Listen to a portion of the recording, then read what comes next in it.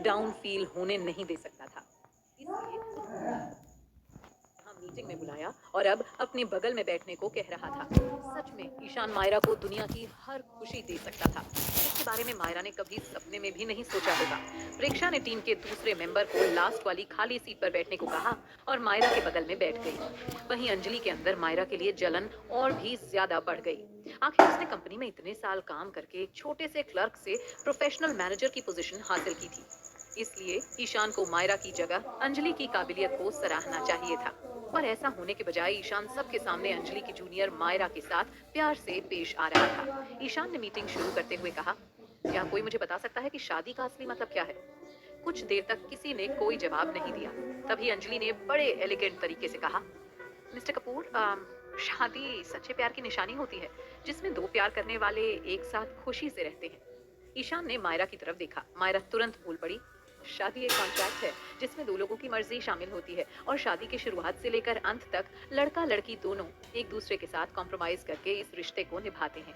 मायरा, अंजलि चिढ़ गई, तुम एक वेडिंग प्लानर होने के बावजूद शादी के बारे में ऐसी बातें कर रही हो जैसे ये कोई बिजनेस डील हो। जिस पर मायरा ने अजीब तरीके से कहा, मिस्टर कपूर एक बिजनेसमैन है और वो अच्छे से जानते हैं कि मैरिज सर्टिफिकेट और कॉन्ट्रैक्ट्स में ज्यादा फर्क नहीं होता है।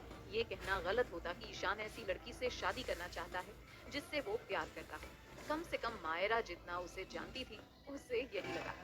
अंजलि ने तुरंत उसकी बात काट दी, बिजनेसमैन के अंदर भी फीलिंग्स होती हैं, इसलिए मिस्टर ईशान भी चाहते होंगे कि उनकी मैरिड लाइफ हैप्पी हो। मायरा अंजलि से इस बारे में और बहस नहीं करना चाहती, क्योंकि उसे अच्छे से पता था कि ईशान की सोच इन सब चीजों से हटकर थी। वहीं ईशान के चेहरे पर कोई रिएक्शन नहीं था। उसने सबकी तरफ देखकर कहा, आप लोगों ने मेरी शादी को कैसे प्लान किया है? अंजलि तुरंत बोल पड़ी, मिस्टर कपूर, आपकी शादी तिब्बत के पोताला पैलेस में होगी, जहाँ की सभी गेस्ट की आंखें खुली की खुली रह जाएंगी। अपनी बात खत्म करते ही अंजलि ने मायरा की तरफ मुंह बनाकर देखा, पर मायरा ने कोई रिएक्शन नहीं दिया। पीछे से मिष्टी बोल पड़ी, या फिर शादी ग्रीस के संतोरिनी बीच के किसी पुराने चर्च में होनी चाहिए, जिसके बाद आप और आपकी पार्टनर एक लग्जरी क्रूज पर वहाँ सनसेट देखेंगे। तब तक किसी और ने सजेस्ट किया, पुरानी शादी पेरिस के आईफल टावर के सामने रखनी चाहिए। फ्रांस को वर्ल्ड की सबसे रोमांटिक जगह माना जाता है। किसी ने बगल से कहा, अफ्रीका भी अच्छी जगह है, यहाँ के सबसे कीमती डायमंड पाए जाते हैं और वहाँ हम दोनों हेलीकॉप्टर में बैठकर अफ्रीकन जंगल की सैर कर सकते हैं, है ना? ने अपने से जुड़ा ईशान के सामने रख दिया। तभी अचानक से अंजलि ने कहा, मायरा तुम भी आइडिया दो। ठीक है, ईशान टेबल पर रखकर कहा, मेरा आइडिया है कि हमें शादी ऐसे प्लान करनी चाहिए जिससे मिस्टर कपूर का ज्यादा टाइम वेस्ट ना हो। फिर मुझे लगता है कि मिस्टर और मिसेस कपूर को सिविल कोर्ट में शादी कर लेनी चाहिए। मायरा के जवाब ने सबको हैरत में डाल दिया। आखिर ईशान कपूर जैसे हाई क्लास आदमी की शादी इतनी सिंपल कैसे हो सकती? मायरा काफी चालाक थी। अगर वो किसी फेमस जगह का नाम लेती तो उसका आइडिया बाकियों की तरह ही होता। इसलिए मायरा ने सिंपल और यूनिक आइडिया दिया। और वैसे भी ईशान को अपनी शादी में उतना खास इंटरेस्ट नहीं था, जिससे ये साफ था कि वो ज्यादा तामझाम नहीं चाहता था। मायरा जितना ईशान को जानती थी, उसे पता था कि ईशान को सिंपल चीजें ज्यादा पसंद हैं। आ, हाँ, ये बेस्ट रहेगा। ईशान ने मायरा के सुझाव को मंजूरी दे दी। सच में मायरा औरों से ज्यादा स्मार्ट थी। तो हम सब मिस मायरा के प्लान के हिसाब से चलेंगे। ईशान ने इस बात की घोषणा की। फिर अंजलि की तरफ देखकर कहा, और हाँ, मैंने मिस जोशी को अपनी वेडिंग प्लानर बनाया था। तो फिर ये किसने चेंज किया? मैं एक बात क्लियर कर दूं कि आप सबको मेरे हिसाब से काम करना है, अपनी मर्जी नहीं चलानी है। ईशान की वार्निंग सुनते ही कॉन्फ्रेंस रूम में सन्नाटा छा गया। सभी समझ गए कि ईशान के दिल में मायरा के लिए खास जगह थी। इसलिए चाहे मायरा का सुझाव अच्छा हो या बुरा, पर ईशान को वही पसंद आया। यूं अपने जूनियर्स के सामने ईशान की डांट पड़ने से अंजलि काफी ज्यादा शर्मिंदा हुई। फिर ईशान ने कहा, अगर किसी ने दोबारा मायरा को बदलना चाहा तो मिस्टर सुमित से कहना कि वो मुझसे पर्सनली आकर बात करें। मैं अपनी शादी का कॉन्ट्रैक्ट किसी और कंपनी को दे दूंगा। सुमित द वेडिंग कंपनी का जनरल मैनेजर था। ये उसी का आइडिया था कि ऐसी कंपनी शुरू की जाए जहां डेटिंग से लेकर शादी और डिवोर्स हर चीज की सर्विस मिले। करते ही ईशान वहां से चला गया। प्रेक्षा भी उसके पीछे चली गई। अब कॉन्फ्रेंस रूम में सिर्फ प्लानिंग डिपार्टमेंट के लोग बचे थे। अंजलि ने मायरा की तरफ उससे भरी नजरों से देखा। मायरा, तुम तो बड़ी स्मार्ट निकली। कितनी चालाकी से तुमने मिस्टर कपूर को हमारे खिलाफ भड़का दिया। पर मायरा ने उल्टा जवाब ना देते हुए बड़े प्यार से कहा, मैनेजर अंजलि, आप शायद भूल रही हैं कि मेरी वजह से ही हमें मिस्टर कपूर का केस मिला है। जिस पर मिष्टी ने चिढ़ते हुए कहा, मायरा, क्या तुम मिस्टर कपूर के साथ फिजिकल हुई हो? वरना मिस्टर कपूर तुम्हारी इतनी तरफदारी क्यों करते? अच्छे से जानती हूँ कि तुम्हें मुझसे चिढ़ है, पर तुम मिस्टर कपूर के बारे में कुछ भी उल्टा सीधा मत बोलो। तुरंत अपनी सीट से उठकर खड़ी हुई। यही बात तुमने थोड़ी देर पहले मिस्टर कपूर के सामने क्यों नहीं कही थी? बोलो। हो गई। वो चाहे कितने भी गुस्से में क्यों ना हो, पर वो ईशान के सामने उठपटांग बातें करके खुद की जान खतरे में नहीं डाल सकती थी।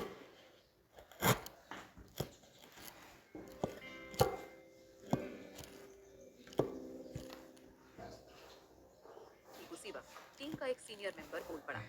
मायरा हमारी कंपनी में पिछले 1 साल से है। उसने पूरी लगन और मेहनत के साथ दिए गए काम को पूरा किया है। अगर मिस्टर कपूर को उसका प्लान पसंद आया है तो जरूर मायरा ने अच्छा सजेशन दिया होगा। अच्छा सजेशन? अंजलि चिढ़ गई। तुम्हें अपनी नौकरी से हाथ धोना है क्या? वो आदमी अपनी रोजी रोटी नहीं खोना चाहता था, इसलिए उसने तुरंत अपना सिर नीचे कर लिया।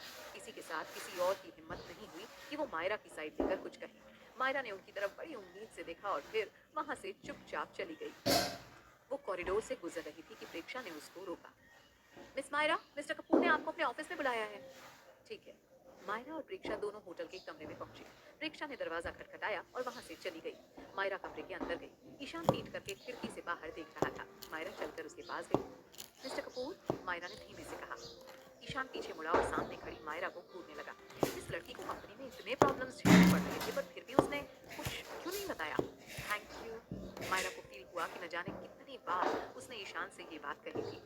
चाहे आदित्य सिंह के बदले लेने वाली बात हो, या फिर उसके एक्स बॉयफ्रेंड की नफरत, या अंजलि की मनमानी, मायरा इन सब का सामना सिर्फ ईशान की हेल्प से कर पाई थी। फिर ईशान ने अचानक से कहा, कल रात जो तुमने सूप और फिश बनाई काफी ज्यादा टेस्टी थी, इसलिए मुझे तुम्हें इनाम देना चाहिए। मायरा ने हिचकिचाते हुए कहा, मैंने कल रात का डिनर किसी इनाम को पाने के लिए नहीं बनाया था। क्या ईशान को यही लगा कि मायरा को उससे कुछ चाहिए था?